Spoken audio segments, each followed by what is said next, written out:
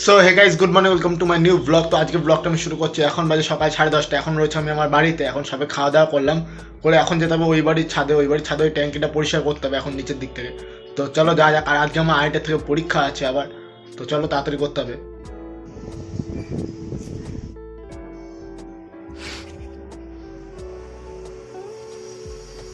So guys, এই দেখো ছাদে এই অবস্থা।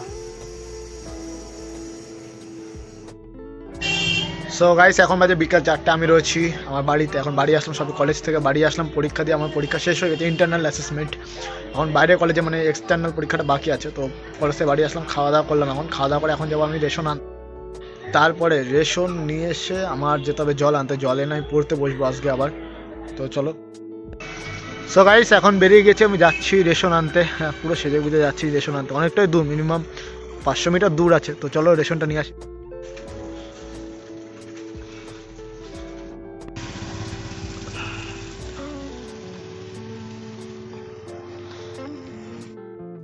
সো গাইস, এখন বাজে বিকেল 5:30। তো এখন আমি পড়তে বসবো।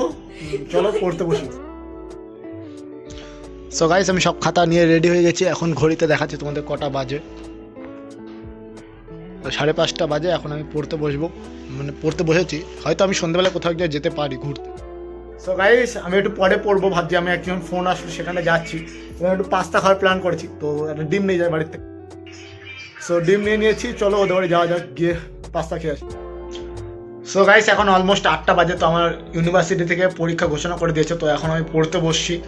তো চলো পড়তে বসি। আর এখন আর বাইরে যাবো না, একবারই পড়তে বসবো। চলো।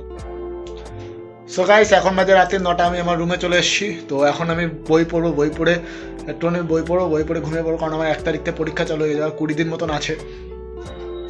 তো তোমার সাথে দেখা হচ্ছে নতুন একটি ব্লগে। ভিডিওকে লাইক করে দাও, চ্যানেলকে সাবস্ক্রাইব করে দাও। জয় শ্রীরাম, টাটা।